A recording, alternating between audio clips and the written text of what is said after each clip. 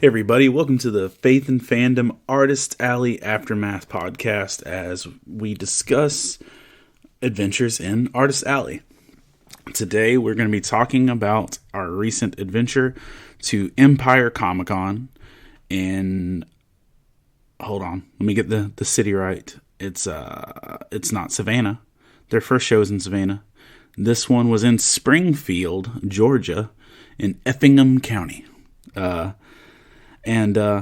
So yeah, hang on tight. We're going to talk about our fun adventure to just the tip top of Georgia for a one-day show. And if you have been around for this podcast for a while, not the Aftermath, but Faith and Fandom in general, a while back ago, we did an interview with Hugo Soto of Empire Comic-Con. And Hugo did a really cool interview with me before his first Comic-Con, which was the original Empire Comic-Con. And it was one of these things where Hugo was taking some big risks and some big steps to put out his first ever really big show on his own. And, even in our podcast, we were discussing way back in the day, it was a risky venture. And, it was a really great effort a couple years ago when they did the first one. But as Hugo will tell you now that, it wasn't the biggest success. And, but what I'm really proud of, before I just go into, how stuff actually went on this show, is the fact that you have an effort where you try and do a Comic-Con and it's not the most successful situation. And it's pretty detrimental. The fact that you are strong enough, willful enough, and courageous enough to get back up, even when you don't have a great show.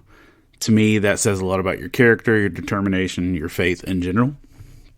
And so I just want to go ahead and give a big old shout out to the Soto family.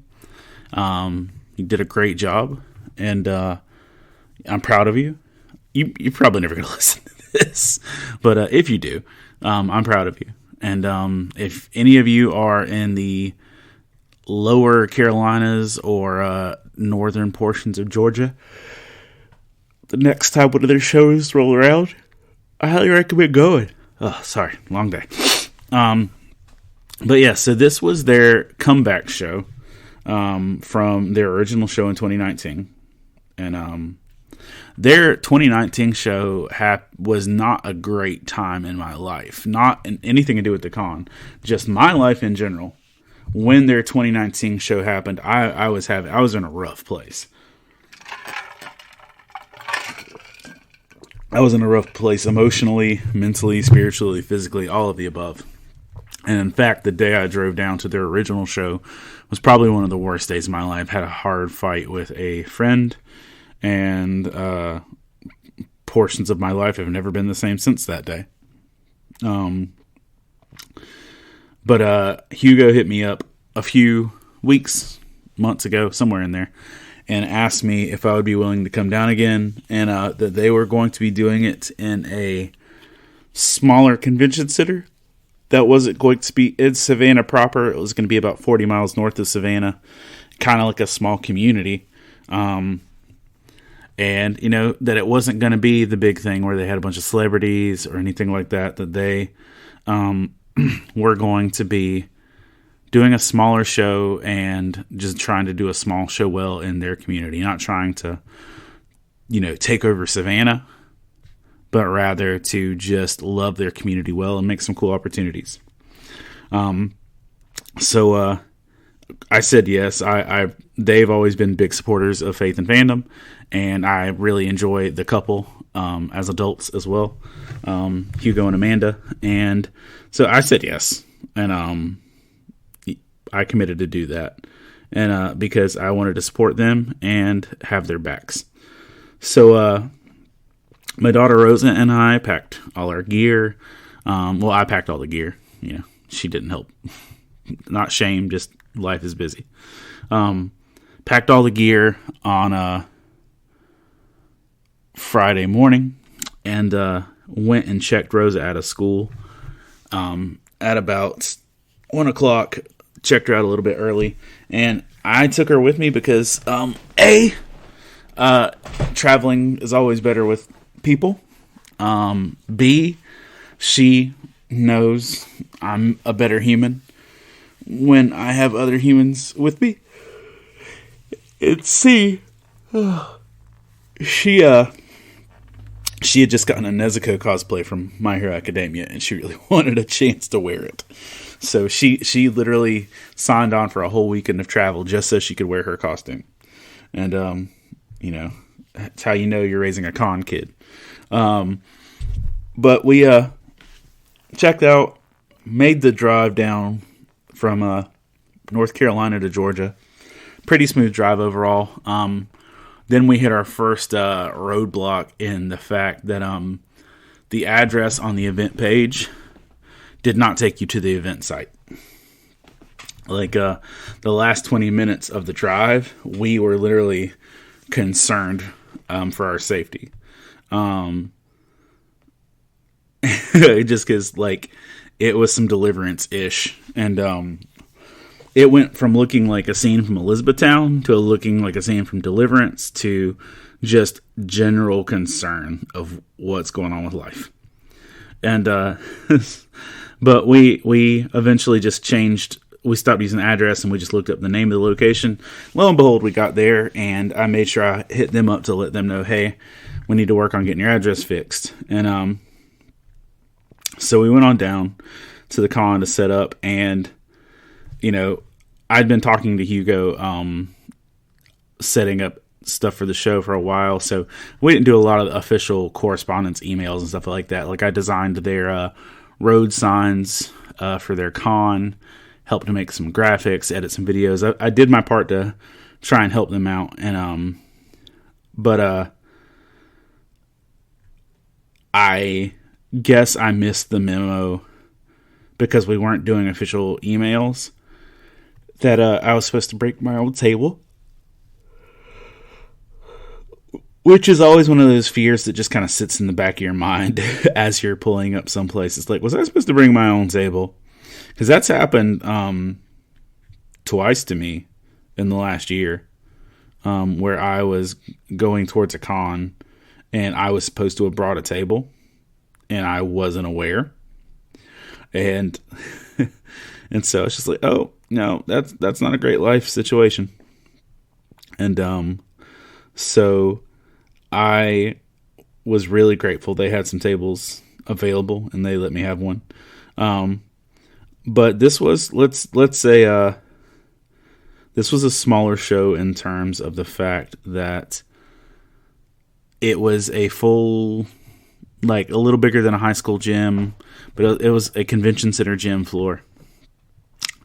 About half the room was vendors. About half the room was tables and gaming and stuff like that, and food trucks. There was a really cool coffee shop, and I'm going to get on that in a minute. But you didn't walk in and think, wow, this is the biggest Comic-Con I've ever been to. But it was for a local community. It was $5 to get in. And there was more than $5 worth just in the little 2 rows that they had set up on the first 2 rows that you got there. One, I was really glad to be there. 2, they one of my favorite vendors from around the area is this guy who makes metal signage, and he does almost die cuts with metal. And I've bought some stuff like a 1-Up, like a White Lantern logo, some different stuff like that. And I actually got his info because we're going to have him make some metal signs for our church. And but they're one of my favorite people just to watch with them. They had us right beside a plushie, like a crocheting plushie person, which was cool. Their stuff was ridiculously cute. And the place that was already going to get my money right out the gate, because I was Hugo had posted some of their stuff was there is a coffee shop called Stir, and if you've seen some of my recent pictures, I've been wearing their hat. But Stir is a coffee shop that's, actually trying to improve the quality of life in their area, for their community, feel like for the gospel. They're just doing a lot of good stuff. And so I was really excited about them, and to be able to get fresh coffee that's not just a convention center coffee was super dope. And I think we went through 4 cups of coffee in the time that we were there. So that was nice. I got a nice hat from them, and they also had a barbecue dude who, because con food is terrible, just in general. Like, con food is never amazing, inside a convention center. And so they had a pizza place, Stoner's Pizza, which was one of their sponsors. They had, a barbecue place right outside that was making turkey legs stuffed with macaroni and cheese. That sounded kind of gangster. And so they did that. There's a lot of gaming, a lot of stuff like that. And there was a few cosplayers. There was some young kids walking around. And we had a couple of teenagers that literally kept bouncing back to our booth. Now, if you've seen pictures of my booth at all from most cons since like June, you may have noticed some framed, or not even framed. I guess they're not framed. They're comic book page decoupages on canvases. So what I'm doing is I take some extra comic books or stuff like that that I'm not keeping, and I'll cut them up. Sorry for the comic book fans that just had an aneurysm. I'll cut them up and make cool patterns and stuff like that, and decoupage them to some canvases and sell them for $5. And it's not, they're not like the most amazing thing. I started doing them because I was going to be in Florida for a week, and at the beginning of the summer doing a camp, and then heading to a con. So I thought it would be cool to take that as a crafting project to Florida, since I was going to be, on the site the whole time. And it was actually pretty cathartic. And, I would do my sessions at camp, walk in, paint some decoupage and do that. And so over the while, I started putting these things together, and some of them are really cool. Some of them are not. You can definitely tell they're not 100% professional. But I like them. But the reality is, they're like probably the worst selling thing at my booth ever. But again, I like them. And you know what? It's fun for me to do. But like some of those decoupages I've been carrying around since June, and like made zero progress.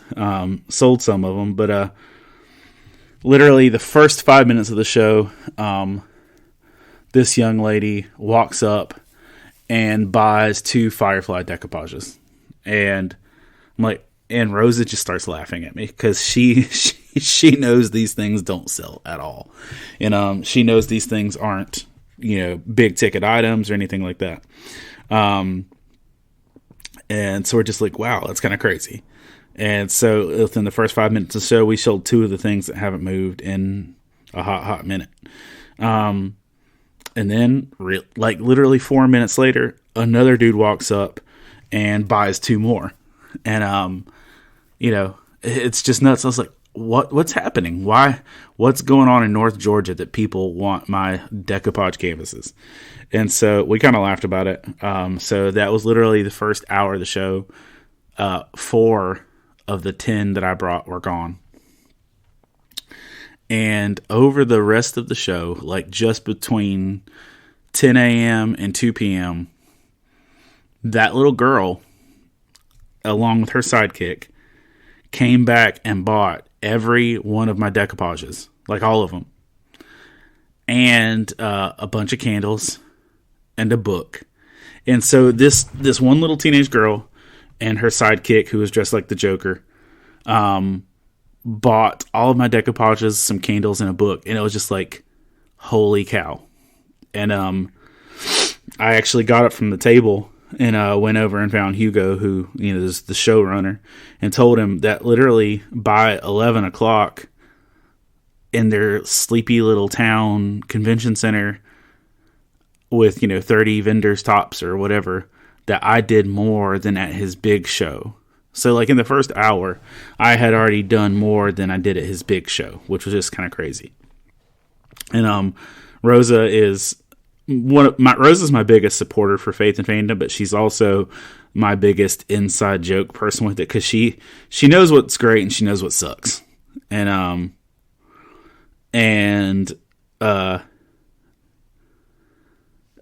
so she just kind of laughs. She's like, "Your decoupage is sold." And so it was this crazy experience. Just with that. But these kids kept coming by, and I honestly don't even think it was about my stuff. I think they just wanted somebody to have some genuine conversations with. And, that's our booth. We talk to kids and have serious conversations and genuine conversations and kind conversations. And I think that's really what it was, is that these kids weren't like overly dazzled by my stuff. They were just encouraged by our conversations and our presence and everything else. And it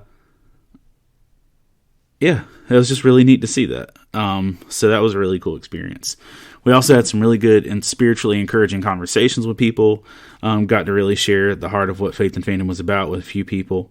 And it was a good, encouraging turnout. Now, one of the things I've been doing, if you've caught me at a con lately, and I've been bringing my Pokemon card collection and trying to organize them in a numerical order. And so, I've got my normal booth set up, but then like right on the edge of the table, normally like where I keep my phone or coffee or whatever, I laid out all like 900 Pokemon cards in stacks of hundreds. So there was like a 0 to 99, a 100, a 200, 300. So I had all of them stacked up, and I would just like casually pull a card out of my box, see where it went, put it in its stack, and just organize Pokemon cards. So that was also a fun thing to do. My daughter Rosa has been playing, or we both have, we've been playing Metroid Dread. And so she played it all the way through to where she killed the battery on the Switch and then plugged it up to our portable battery so she could play it some more. So good con experience with that. And honestly, it was just nice and encouraging, and it was a good show. I was personally really happy to see Hugo and Amanda have a good show, because I know they've been kind of carrying the weight of some discouragement for a while with their previous show. And so I was genuinely happy for them to have a good show experience. Most of the vendors and stuff that I talked to were having a good experience. And I had dope coffee. And but I had probably more conversations, sales, interactions, and everything else in that one little 10 a.m. to 5 a.m. tiny show than I did at the show previously, like the weekend before. And probably I probably had more interaction at that one small day show than I did over the last 3 cons I did. Maybe. Yeah, maybe. So, I was grateful. It was good. And I just really enjoyed the experience. I had some seriously good conversations, followed some people with some social stuff, being able to put them in places where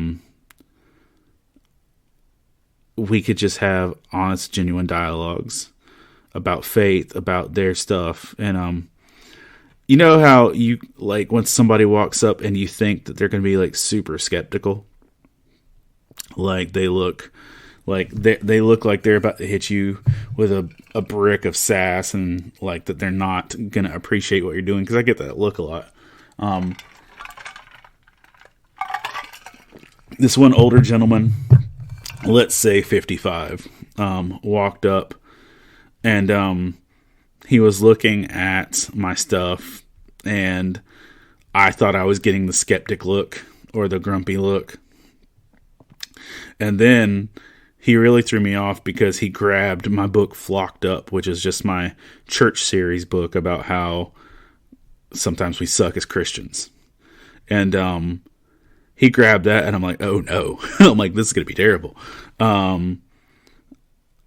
But it turned into this really encouraging thing where he was so grateful about what I was doing, and when he started sharing his thoughts and things, and we just had this really great conversation, and to the point where he was like shaking hands and just overly encouraging. Honestly, it was just one of those things that I didn't even see coming at all, and it turned into like one of the most encouraging interactions. Then also want to say this too, that it's always neat when people who follow me on social media and we meet for the first time at stuff like this. And I had a dude named Drew Govier, who is a My Nerdy Profile on Insta, who followed me. He came to and met me for the first time at the show. So that was kind of really neat too, to have somebody meet in person for the first time from a con. Now, before I dip out of here and say just overall, it was a good con, good financial response, good movement response. I have a lot less books. Had some really great spiritual conversations with everyone that we had there. Had good conversations with my daughter, which was, that's a dope thing too.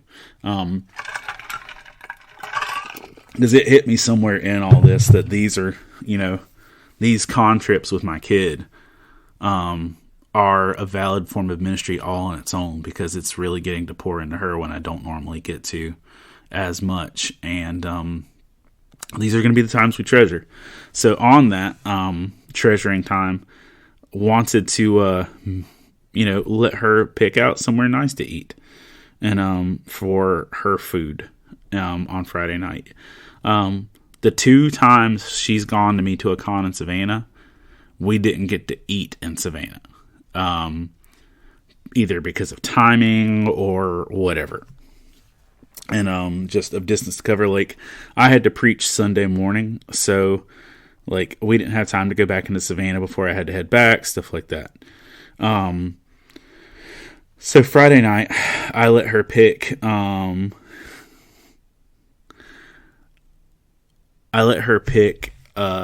Where we were going to eat. So we weren't going to make it into actual Savannah to eat. So I let her pick, and we ended up finding this place about 20 miles out of the way, but not Savannah traffic out of the way, called the Chocolate Martini Bar. And it was a place that obviously had like heavy on the chocolate of everything. And it was fancy, but not too fancy.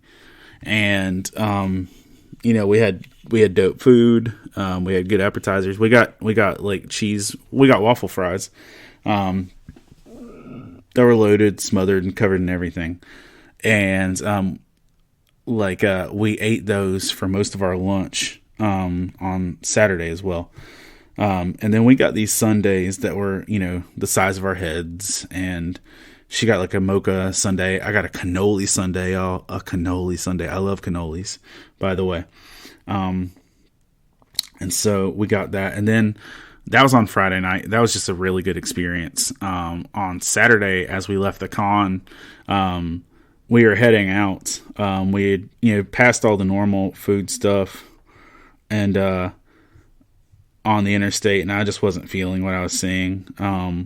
And I passed a sign on the interstate that said Fuzzy's Taco Shop. Now, if you've known me for a while or, followed any of my other non-specifically nerdy social media stuff, Fuzzy is a name I have long used for things. When I was in a Blues Brothers band, my not Jake and Elwood Blues name was Reverend Fuzzy Blues. My Snapchat is a fuzzy potato. Like my names on social stuff have always been kind of fuzzy, so I've always enjoyed that. And so when I saw Fuzzy's Taco Shop, I'm like, I'm pulling over and I am going to go here. And if the food sucks, I'm still going to buy like a shirt or a hat or something. And, but lo and behold, the food was actually great. And Rosa and I sat there and ate, and I totally bought a beanie that said Fuzzy's Taco Shop. We ended our drive out by Rosa listening to all of the Rent soundtrack on the way home while she played Metroid. And yeah, but it was a good life experience. It was I have like zero regrets for that trip. I think they did a great job with the con. And another cool thing is I have a Snorlax onesie that I got it summer of 2019. Yeah, I got it summer 2019. And in October of 2019, I left it at Empire Comic Con in Savannah. And it's been sitting at the Soto's house the whole time. Well, I finally got my onesie back. So prepare yourself, world, for more of Hector and a Snorlax onesie.